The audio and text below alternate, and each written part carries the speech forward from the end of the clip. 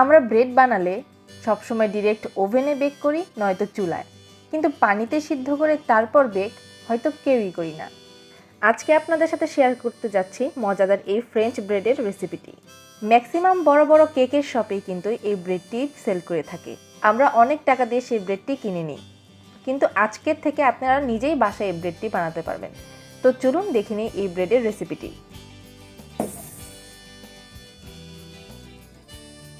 একটি মিক্সিং বলে আমি নিয়ে নিচ্ছি হালকা গরম তরল দুধ।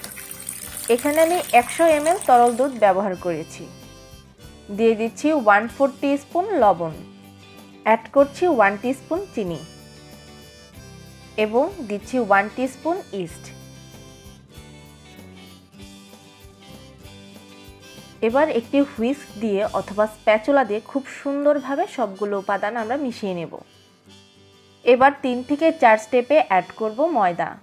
ময়দা অ্যাড করার এবং মেশানোর প্রসেসটা ঠিক আমরা যেমন রুটি বানাই তেমনই। তবে কখনোই আপনারা একবারে সব ময়দা দিয়ে মেশাতে যাবেন না, এতে করে মাখানোর প্রসেসটা কিন্তু ঠিকভাবে ফলো হবে না এবং ব্রেডটি ফুলতে চাইবে না, ব্রেডটি হয়ে যাবে একদম হার্ড।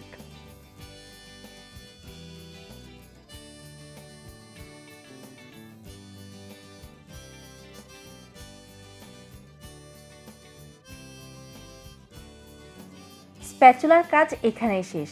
এবার আমরা হাতের সাহায্যে খুব সুন্দরভাবে ময়দাটি মেখে নেব। ময়দাটি মাখানোর ক্ষেত্রে খুব বিশেষ কোনো পদ্ধতি নেই, ঠিক যেমন আমরা রুটি বা পরোটা বানাই ঠিক সেভাবেই আমরা মেখে নেব। ময়দাটি মাখতে মাখতে আমার মনে হচ্ছে আর একটু পানি অথবা দুধ লাগবে, তাই আমি এখানে অ্যাড করে দিচ্ছি এক্সট্রা 1 টেবিল স্পুন পানি। পানি অ্যাড করার সাথে সাথে দেখবেন ময়দার ডোটি একদম নরম হয়ে গেছে। এই স্টেপে ভয় পাওয়ার কোনো কারণ নেই। মাখতে মাখতে দেখবেন আবার এমন স্মুথ একটি টেক্সচারে চলে আসবে। মাখতে মাখতে ডোটি যখন স্মুথ টেক্সচারে চলে এসেছে, আমি অ্যাড করে দিয়েছি 1 টেবিল স্পুন তেল। তেলটিও আমরা 2 স্টেপে অ্যাড করব। স্ক্রিনে আপনারা দেখতেই পাচ্ছেন কিভাবে তেল আমি ডোতে মেশাচ্ছি।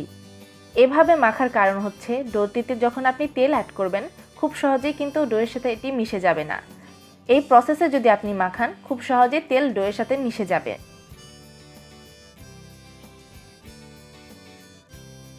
মাখতে মাখতে যখন এমন স্মুথ একটি টেক্সচারে আসবে তখন আমাদের মাখার কাজ শেষ। এবার ডোটিকে আমরা একটি রাউন্ড শেপ দেব।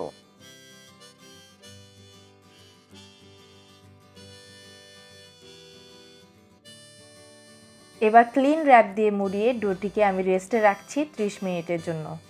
30 মিনিট পর দেখবেন ডোটি ফুলে একদম ডাবল হয়ে গিয়েছে। এই হচ্ছে 30 মিনিট পরের আমার ডোয়ের অবস্থা। দেখুন ডোটি কিন্তু ফুলে একদম ডাবল হয়ে গিয়েছে। এবার হাত দিয়ে প্রেস করে ডোয়ের ভেতরে থাকা সবটুকু বাতাস আমরা বের করে নেব। আমি এখানে মোট 2টি ফ্রেঞ্চ ব্রেড তৈরি করব, তাই ডোটি সমান ভাগে ভাগ করে নিচ্ছি। কিছুটা ময়দা ছিটিয়ে এবার আমি ফ্রেঞ্চ ব্রেডের শেপ দেব। তো চলুন দেখে নিই কিভাবে আমি প্রসেসটি ফলো করছি।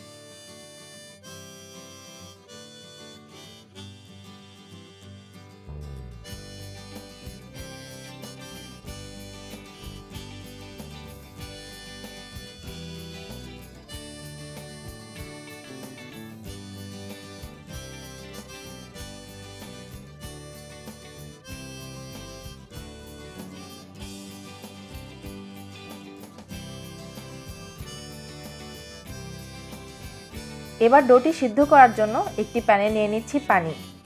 এখানে আমি মোটামুটি ভালো অ্যামাউন্টেরই পানি নিয়েছি।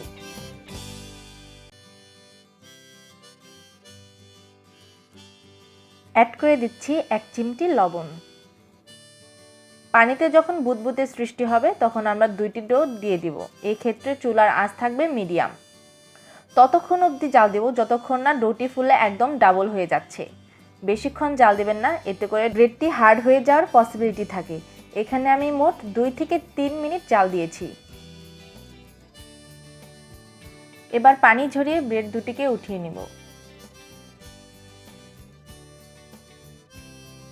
এবার ধারালো একটি ব্লেড দিয়ে আমরা ব্রেডের মাঝে কিছু দাগে ক্রিয়েট করছি। বেক হওয়ার পর এই দাগগুলো খুব সুন্দর দেখাবে।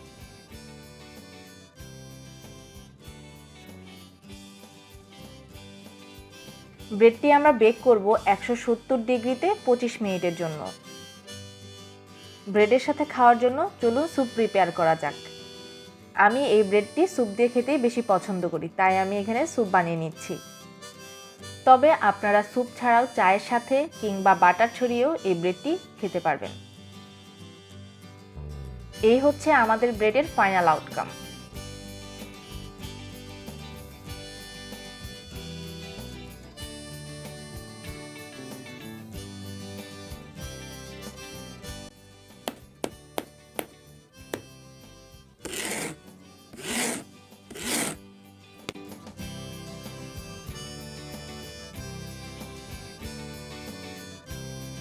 ভিডিওতে দেখতেই পাচ্ছেন ব্রেডটি একদম দোকানের মতো হয়েছে। এই ব্রেডের বৈশিষ্ট্যই হচ্ছে উপরে হার্ড হবে, ভিতর একদম নরম থাকবে।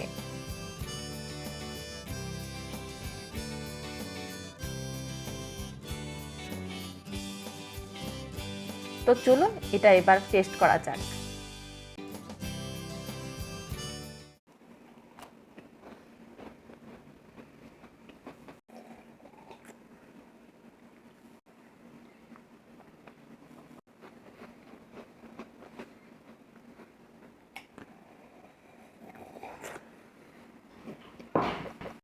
টেস্ট জাস্ট অসাধারণ ছিল। আশা করি আজকের ভিডিওটি আপনাদের কাছে অনেক ভালো লেগেছে। নেক্সট ভিডিওর জন্য ইয়ামি কেমিস্ট্রির সাথেই থাকুন। Bye bye.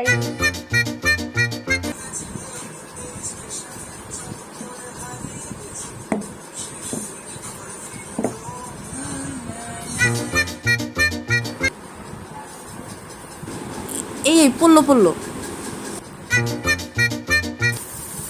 সাবান দিমো দইলা